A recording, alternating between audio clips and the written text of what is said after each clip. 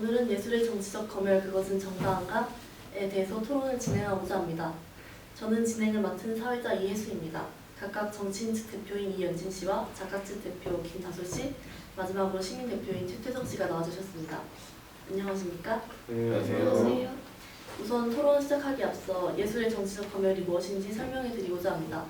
예술의 정치적 검열이란 말 그대로 정치적 목적에 따라 예술을 조정하는 것이라고 할 수 있겠습니다. 우선 정치 대표의 말을 들어보겠습니다.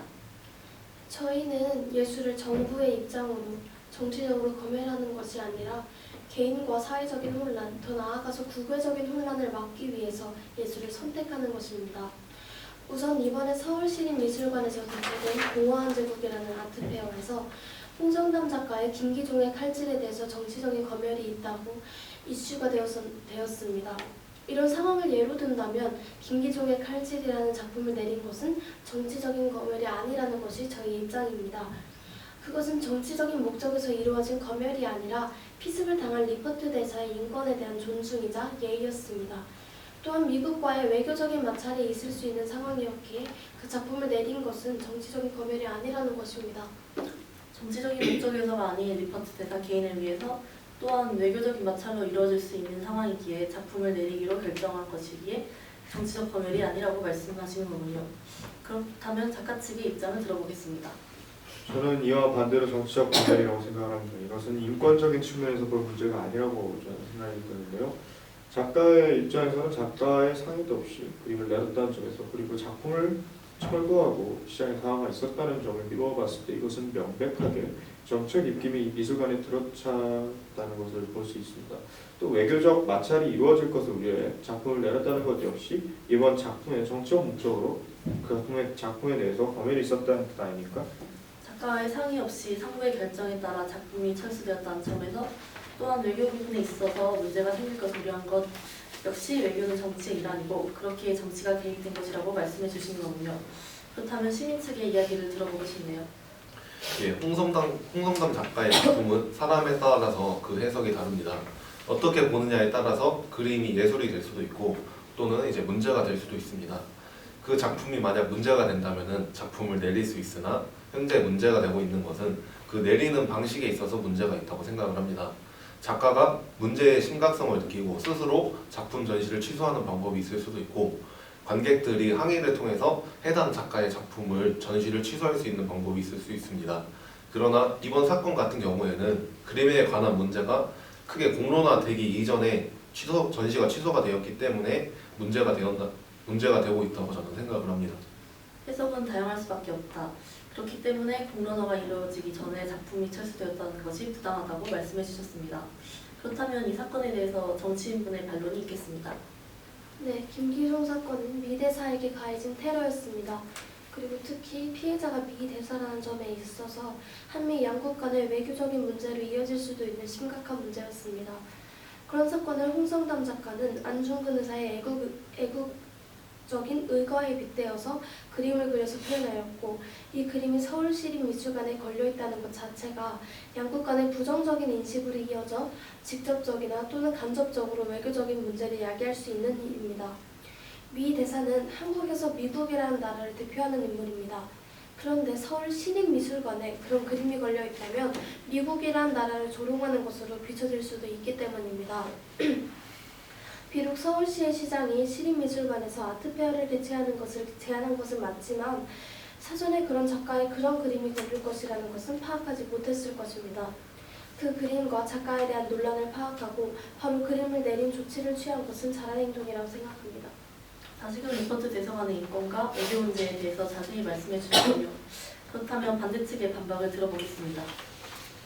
만약 시장이 그런 문제를 일찍 신경 쓰셨다면 아트페어를 서울시 미술관에서 개최하라는 명령, 그리고 그것을 하지 말으셨어야 합니다. 정정하자면은 서울시장이 아트페어 개최를 제안한 것이 아니라 작가 자생책을 제안을 했었고 그것이 시립미술관의 모의를 통해서 그런 상의를 통해서 아트페어가 개최가 되었는데요. 이런 점을 미뤄봤을 때 아트페어가 개최된다는 것은 시장의 입장에서는 위헌이기 때문에 그렇게 해서는 안 된다고 생각합니다. 그러니까 공공기관에서 사적인 판매 행위라는 것은 위법이기 때문에, 그렇기 때문에 시립미술관 같은 공공미술관에서는 작품을 사고 파는 아트페어 행위가 개최되지 않았어야 합니다. 또한 아트페어에 작품을 전시해 놓은 화가들이 물론 시장과 개입이 없었지만 사회적 문제를 고발하는 작품 활동을 많이 하는 분들이었습니다. 그렇기 때문에 공허한 제국이라는 타이틀로 전시를 했었던 거고요. 시장이 작가의 자생책을 마련함으로써 시민의 호응을 얻으려고나 했으나 시민들의 호응을 얻으려고나 했으나 시립미술관에서 외부 큐레이터에게 맡긴 전시가 공허한 제국이었고, 그중 홍성담 작가의 작품에서 논란이 생기니 바로 그 작품을 내려버리는, 그러니까 철수하는 것으로밖에 보이지 않았습니다. 작가들의 생존에 직결되는 경제권을 보장하기 위해 개최된 아트페어였다면 작가의 작품에 대한 권리를 인정하는 것이 일단 최우선이라고 생각을 했고, 논란이 되는 그림을 작가와의 일말의 상의도 없이 내려가 버린다는 것은 명백한 예술에 대한 검열이며 예술가에 대한 표현의 자유를 억압하는 것입니다. 작가님, 그렇다면 표현의 자유와 정치적 검열의 관계에 대해서 설명해 주실 수 있으신가요? 제가 생각하기에 표현의 자유란 민주주의 국가에서 자신의 의견을 배제할 수 있는 권리라고 생각합니다. 물론 그 표현의 자유가 누군가에게 굉장히 불편할 수 있겠습니다. 하지만 그것은 개인의 의견일 뿐이지 그것을 제한을 한다면 안 된다고 생각합니다. 민주주의 국가니까요. 하지만 정치적 검열은 이런 표현의 자유를 억압하여 그들이 정한, 즉 사회에서 정해놓은 정상적이고 평범한 틀을 통해 자신의 입맛에 맞게, 그러니까 정치가 입맛에 맞게 의견을 모으는 것입니다. 그렇기 때문에 정치적 검열은 있어서는 안 된다고 말씀을 드리는 겁니다. 다른 예를 들어보겠습니다. 작년에는 두 가지의 검열 문제가 있었는데요. 하나는 광주 비엔날레에서 역시 같은 작가인 홍성담 작가의 세월호월이 철수가 되는 상황이 있었습니다. 세월호와 관련된 그림이기에 논란이 예상된다면서 광주시에서 철거를 요구했었고, 광주 비엔날레 주최 측에서는 이제 그럴 수 없다, 그리고 이것을 내리는 것은 있어서 안 된다는 식으로 이제 항거를 하면서 계속 버텼습니다. 하지만 이렇게 정치적 외압에 따라서 결국 주최 측 대표 큐레이터가 사퇴를 하였고 그림을 철수를 결국 하게 되었습니다. 또 부산국제영화제에서는 같은 세월호와 관련된 영화인 다이빙벨을 상영하는 것에 대해서 부산시가 굉장히 마찰이 심했었습니다. 결국 상영을 강행한 결과로 2015년 국제영화제, 그러니까 부산국제영화제는 예산의 절반을 삭감한채 지원을 받았습니다. 물론 부산시가 공합책으로 지원을 하였지만 이번 2015년 부산국제영화제는 20주년임에도 불구하고 부족한 예산 속에서 진행이 되었습니다. 국제영화제임에도 말이죠. 이 부분에 대해서 정치가 측에서 언급하실 만한 부분이 있으신가요? 네, 표현의 자유 문제를 정의하는 것은 어렵다는 생각이 듭니다. 다만 사회적이고 인식적으로 혼란을 가져오는 것을 사전에 차단하고 그런 상황을 만들지 않는 것이 저희의 역할이라고 생각합니다. 또한 세월호에 관련된 사항은 국가적인 안보에 대해서 매우 조심스러운 부분이기 때문에 부산시나 광주시에서 그렇게 행동했을 것이라고 생각합니다. 오히려 그런 중대한 사항에 대해서 영화로 표현이 되고 이야기가 많아야 된다는 것은 민주주의 국가에서 당연한 것이 아닌가 생각이 듭니다. 효율성으로 인해서 정부의 입맛에 맞는 얘기만 남긴다면 민주주의는 대체 무슨 소용이 있나 묻고 싶네요. 작가측 대표는 흥분하지 않고 토론에 임해주셨으면 좋겠습니다. 그렇군요. 그렇다면 예술의 정치적 검열이 표현의 자유를 억압했다 또는 표현의 자유를 침해하기보다는 국민 전체의 혼란을 없애기 위해 논란거리를 사전에 차단하였다는 입장에 대해서 시민분은 어떻게 생각하는지 듣고 싶네요. 신민주 대표께서 말씀해 주시죠. 예술에는 표현의 자유가 존재하는 동시에 그 해석의 자유가 존재합니다. 그렇기 때문에 표현의 자유에 대해서 최근 논란이 되고 있는 가수 아이유 씨에 대해서 한번 예를 한번 들어보겠습니다. 제재라는 인물은 누가 보느냐에 따라서 섹시하다는 그런 성적인 대상이 될 수도 있습니다. 이와 마찬가지로 김기종 씨의 칼질 역시 누군가에게는 안중근 의사의 의로운 의것처럼 보일 수 있습니다. 표현하고자 하는 의도와는 다르게, 그리고 또 이와 의도와는 다르게 전혀 다른 해석이 이루어질 수도 있는데요. 결국 문제는 우리는 어디까지 표현의 자유를 허용을 해야 하는가의 문제라고 생각을 합니다. 표현이 타인의 권리와 충돌을 하고 그리고 그 권리를 침해한다면 관용과 다양성의 가치를 들어서 이를 용인할 수는 없습니다.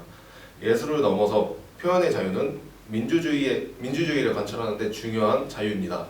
그렇기 때문에 사전 억제 금지 등과 같은 표현의 자유를 보장하는 원칙이 정립되어 있습니다. 그러나 이와 동시에 명백하고 현존하는 위험이 있을 때에는 그의 하나여서 표현의 자유가 제한된다는 기준 역시 확립되어 있습니다. 표현의 자유는 결코 절대적인 자유가 아닙니다. 그러나 이번 사건의 경우에서는 예술 작품이 타인의 자유를 침범을 했는지 혹은 명백하고 현저한 위험이 있는지에 대해서 판단하는 그 과정이 불투명하였기 때문에 지금처럼 문제가 되고 있다고 생각을 합니다. 그렇군요. 끝으로 정리하겠습니다. 정치가의 입장에서는 그것은 예술을 검열하는 것이 아닌 혼란 상황을 사전에 정리하기 위해 예술에 특정 메시지가 들어가는 것을 배제하는 것이라고 말씀해 주셨습니다. 또 작가 측은 이것은 표현의 자유를 억압하기에 부당한 정치적 검열이라는 입장이었습니다. 마지막으로 시민 측 대표는 표현의 자유와 해석의 자유가 양립하는 가운데 해석의 자유가 충분히 보장받지 못한 점에서 말씀해 주셨습니다.